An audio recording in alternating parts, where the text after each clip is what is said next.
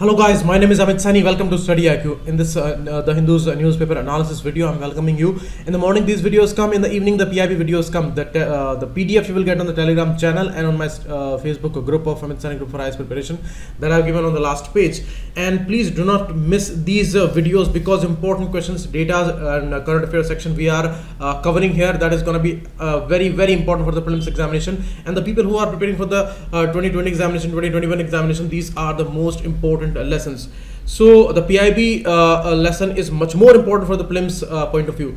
So let's start the lesson. These are the numbers there you can call and you can ask for these pen drive courses, and this is the website address where the chat section is available. All these queries regarding all these important courses you can ask, and the biggest help these are going to be because these are created by experts, and the important guidelines, guidance, everything is available with these courses. So in the newspaper today, the cartoon is there, seal all the cracks with clean chits. You see, the most important system is the democratic system, but when people are not honest, people are only taking care about their own goals, their own aims, then it becomes a very devastating situation for the democracy. So the people who are honest, the people who are courageous, the people who are truthful, they are only holding this system there. So please become the people like those. Be truthful, be courageous to stand with the truth. And you see, 99.999% people, they will go with the trend, they will only go with the less risky ways, and they will never be courageous. They will only hail the other people, and the person who would be influential, the people who would be powerful, they will go behind them. So be the trendsetter, be powerful but in a positive way, and be courageous so that your image will be powerful and people will follow you, and you will make the positive change, a betterment in the society. So very less people are that much lucky to be that much courageous. So be the trendsetter there, and this thing will motivate you daily, and you will not need any other motivation because you will feel yourself about a situation where you are a specific person, you are a special person, and just assume yourself to be the one, so that you will be able to make bigger goals for yourself, and you will think that I am a special person, I will become a great person, I will take this responsibility. And very less people are responsible in this world. So it's an opportunity also for everybody who want to become a responsible person and who want to change all these basic things. You will give support to this institution, and seriously, whatever you are aspiring for, whatever you are aiming for, that ethical question and this responsible question should be there in your goal, and that will make you great. And all these sufferings, all these periods of loneliness and insulting phases, these all will be compensated when you will become that great person, and you will become the trendsetter if you are the responsible and the great personality, and people will follow you whatever you do. So do not think that I'm not able to do that thing, I'm not able to do that thing, I've not got something as others are getting that. This phase demands patience, and you surely will become great if you will do consistent effort. So try to become that person, make that goal for yourself, and that is the biggest goal, and be responsible. Okay, these are the words that I found today, and importantly you can use them in sentences. This is a great compilation for the last 4 or 5 months, and daily I'm giving them to you. Now we will start with some important facts. B2B tech startups traveled in 5 years. You see, B2B and B2C, these important phrases you must have heard a lot this year. Business to business, business to customers. You see, when dealing is there between the business entities, they are just bolstering their networking, and the ultimate goal is to sell the product. So for that they are doing all these marketings and all, and these are important business models. In B2B, like Flipkart, it is dealing with companies, and they are involved with procuring raw material collection and all, making all these products and all, and the procurement is there between these companies. So it is B2B business, and there the automatic FDI is allowed, and the rules came on February, rules got enforced on February 1. So there also this issue came in newspaper. B2C is related with the direct consumers, means business to consumer. If I run a business and if I open a tech startup and I make a website there and I am selling my own product directly to the customers, then it is the B2C consumer. and here some restrictions were there, but still the B2B, it is getting an edge here because the automatic FDI and all these things are allowed there. So the tech startups which were started 2-3 years back, they are tripled in 5 years. So they may ask you about their important definitions, their meanings, so you must understand that. Maybe take an example, if Flipkart is selling its own products on the Flipkart's website, so it will be business to consumers, business to customers phenomena, and right now it is not allowed to do that, and it is selling some other company's products, so it is B2B business. Okay, so Flipkart is collaborating with other business entities, and it is just making these products available to customers, so it is B2B business. But if it starts selling its own products, then it will become the B2C business. So these are important business models, business marketing models. And B2B is the acronym for business to business, as I told you, and B2C, where the business sells its goods and services to the final consumer. And if they ask you about the important differences between them and the important detailings, if you want, then you can read these texts. Some things may be directly there in the options, so these 8 points would be important. Next, India has overtly restrictive market barriers. Mr. Ross from America, he says that America is the biggest destination for Indian exports.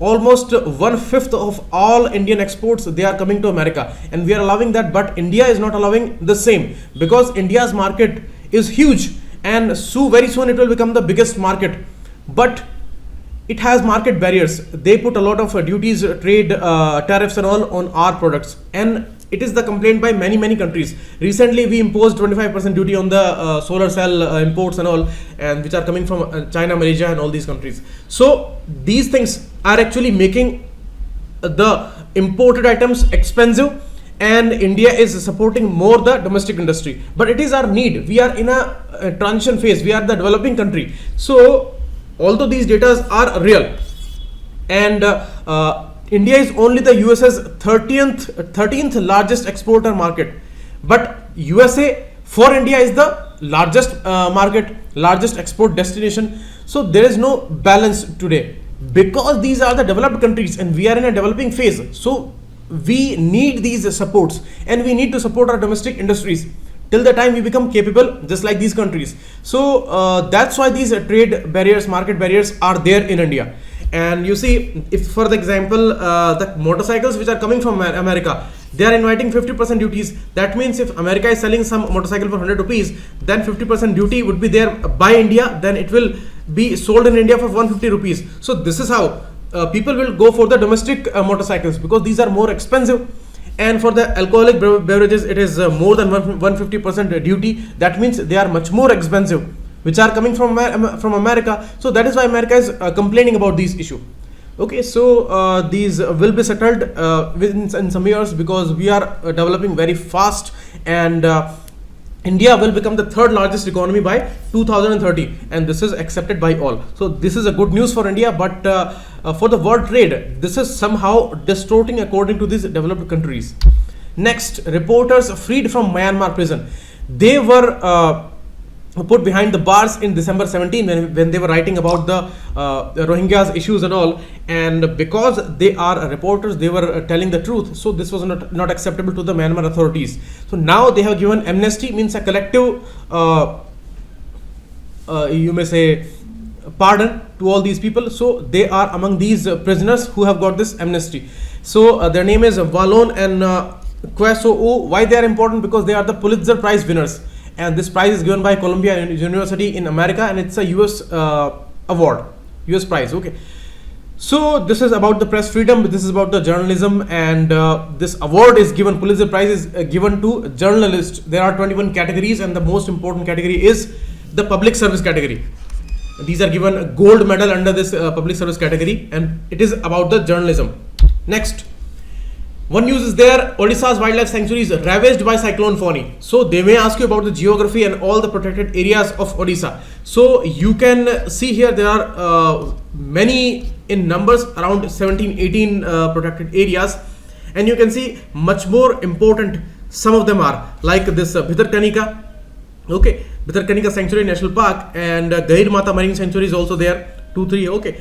and this is the area of Puri and Konark. This is Puri, this is Konark, and the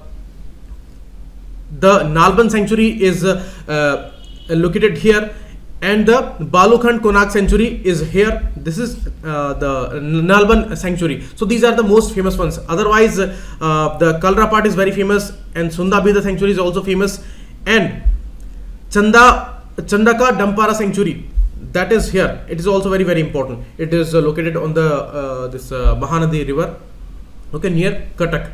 And Satkosia Gorge is the most famous one. It is created by the Mahanadi river gorge, and it's a very important tiger reserve, so they may ask you about that. Eastern Ghats are running through this area, and there are important gaps. This is not a continuous range like Western Ghat. Why? Because all these rivers which are going towards Bay of Bengal, Mahanadi, Godavari, Krishna, they are creating important gaps in the Eastern Ghats, and some peaks are there like Mahendragiri and all in Odisha, in the southern part of Odisha, like here. But you see, their height, average height of the Eastern Ghat is less than Western Ghat. So there are geographical regions, because Western Ghat, Eastern Ghat both are block mountains, but Western Ghat are having more average height, but Eastern Ghats are having lesser height and the important gaps. So this is a discontinuous range.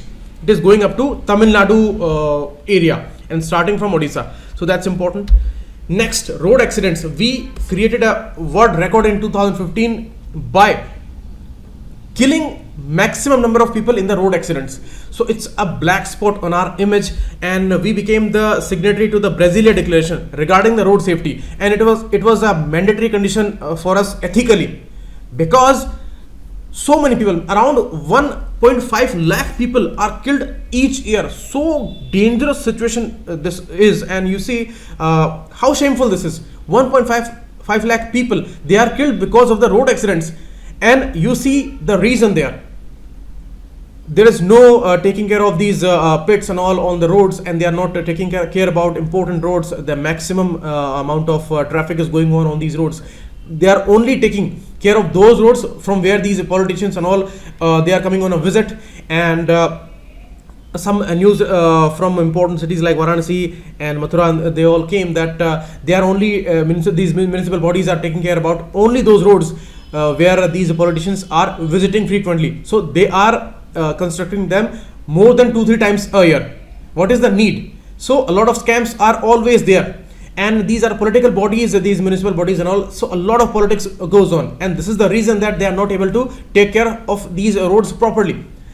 And some of the roads are there which are important, but they are not proper, and they are not smooth. Many accidents happen, mainly these two-wheelers. They are these riders are killed because many pits are there. When they dig some hole in the road and all, they will keep it like that, and they will not make the road smooth again. So these kind of common issues are there. Because of that, many people are killed every year.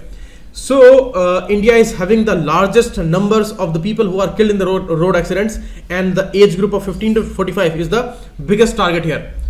WHO has also given an important report regarding that, and it is saying that more than 5 crore people who are injured on the roads, and that's really a big problem. And rapid urbanization is the bigger culprit here, because it's not managed in India. And in the mains and the prelims, in both the stages, you have important points regarding that and important facts regarding that. And remember this Brasilia Declaration regarding the road safety. Next, fall armyworm. Many times in this year we have heard about this fall armyworm, and it mainly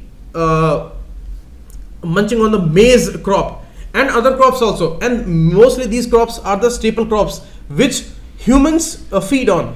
And this pest is also feeding on the same crops. So that's the greatest danger to the food security, and it is so great in surviving and surviving capabilities it has, that it has become a big danger. It is native to North America. Then in 2016 it was found in Africa, and now in India also, in the state of Karnataka. At first it was found, and it is now damaging crops in other surrounding states. Like in Adilabad, it is the case that fall armyworm has devastated all these maize crop. So the maize, sugarcane and cotton, these are the favorite crops for this pest, and India's tropical climate could allow the pest to thrive. So it's a bigger danger. ICAR, the Council of Agriculture Research, that has sounded a big alarm for this invasive agricultural pest Invasive because it is not native to here, and it is surviving and it is eating all our crops. So they may ask you about the fall armyworm and from where it came, and Pseudoptera and frugiperda is the name of it. It's a non-coordinate arthropod and it's a pest. Next, prisoners of procedure. This article is important for GS paper 2 because it is talking about the CGI's issue. Again, we discussed many articles. Here it says that ad hoc committee which was created for that, and they are following the procedure of 1999 when it was envisaged first. And there are 3 judges always. This is an in-house committee, and they take care of the issues or the allegations against the serving Supreme Court judges. So this time it's a very bizarre situation because it's a highly sophisticated case regarding the highest authority, that is the CJI, and a woman alleged about some sexual harassment cases, and her family was also tortured, and these things were evident in this case. So now the bizarre thing is that the clean sheet has been given to CJI and the findings will not be made public. This is the decision of the Bobde panel, and they have even said that a report cannot be reviewed judicially. No one else, not even the complainant, knows what evidence was examined and who else testified apart from herself. So no detail is given to the public or the complainant also.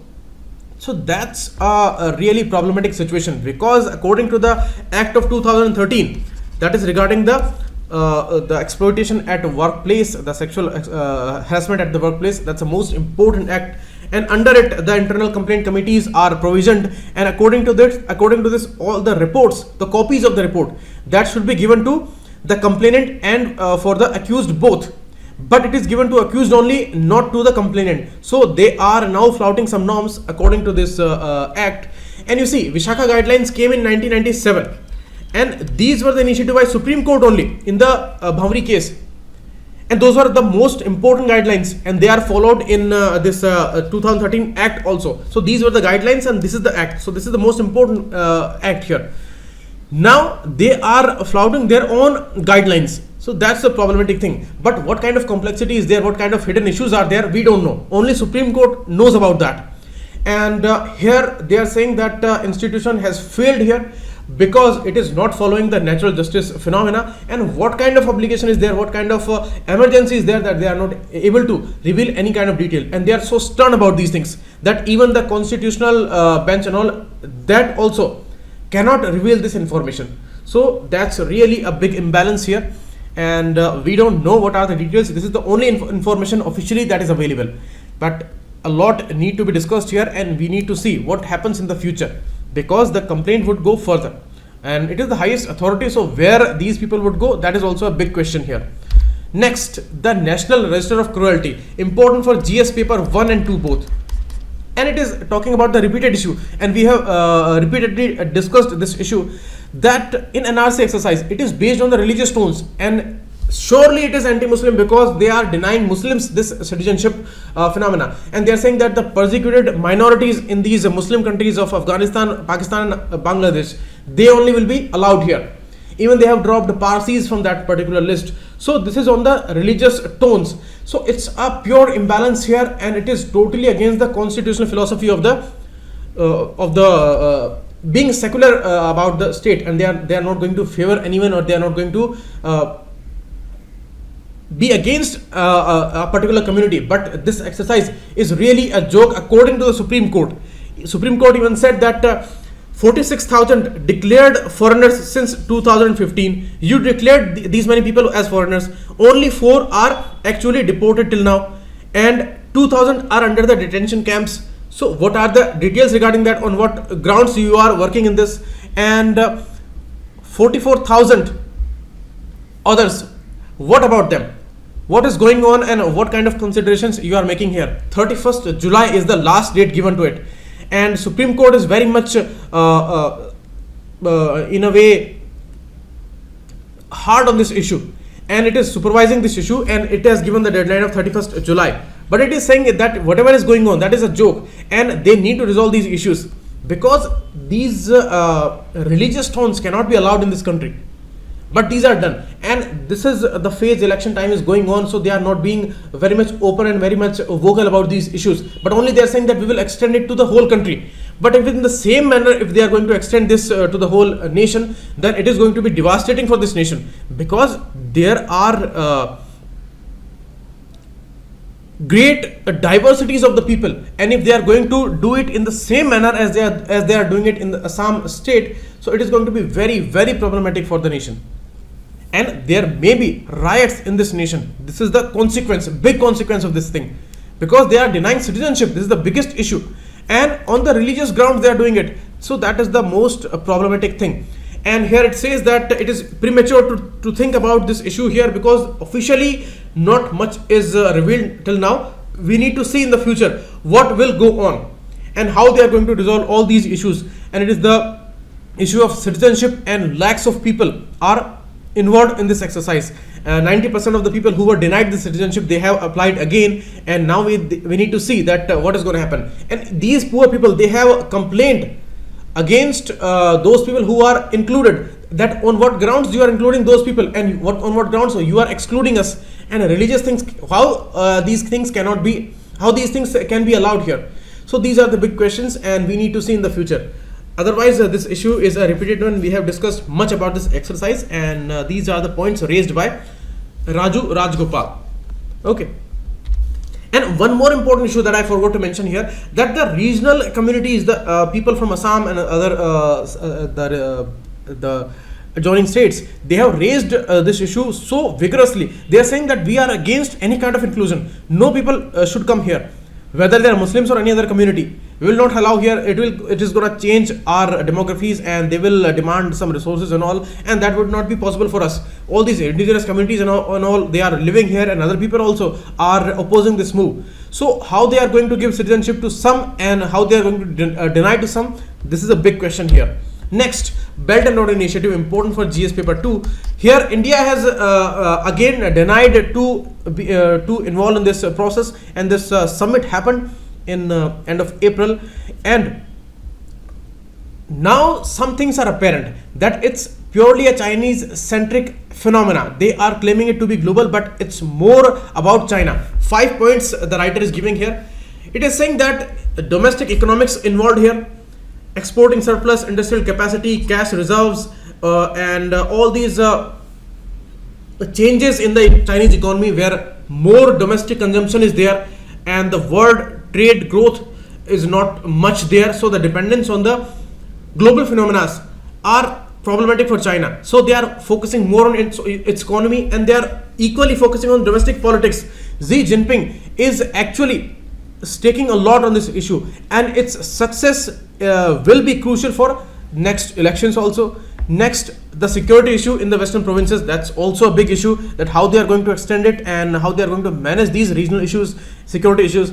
Next, the strategy of the geopolitics regarding Asia, Africa, Europe, and the Indo-Pacific region also. So these 5 points are very, very crucial for China. And you see, many smaller countries are raising these issues of debt traps and all. The Hambantota port is a big example here, that the viability of the Chinese projects, that is also under many questions. So how they are going to manage it, this is also to be seen in the future. Although China is shifting its approach, and it is asking about many soft stands, and it is talking about much more multilateral approaches, but how much real these executions would be according to the claims, that we need to see. And China's military bases, its extension, example for Djibouti in Africa, and in other areas in Zambia, Maldives, or Brazil, they are also denying, and there are strong political pushbacks to the Beijing's aims there. So things are not totally accepted politically or economically or military wise. So how they are going to move ahead, that we need to see. But it is not only not only negative. There are some positive points also. The way Japan is changing its stance. Shinzo Abe sent its special envoy there, and Italy, being in G7 group, it has embraced this particular geopolitical phenomena of BRI. So these are positive signs, and China is much more confident now after these important supports and embraces. So here it's a complex situation, and on the part of India, we need to move ahead very cautiously, and we are monitoring this whole situation very closely, and that's very, very important. If in the future any kind of development would be there from India's side, whether it would be positive or negative, for that we need a lot of observation. So we are observing this issue, and the CPA corridor issue is the basic one here, and that is why we are not joining this BRI initiative. So there are contrasting trends here. So this is all given in this article, and this is also an issue going towards the future. So we need to be looking for that. Next, on the political fringes, this article is important for GS paper 1, 2, an important topic for essay also.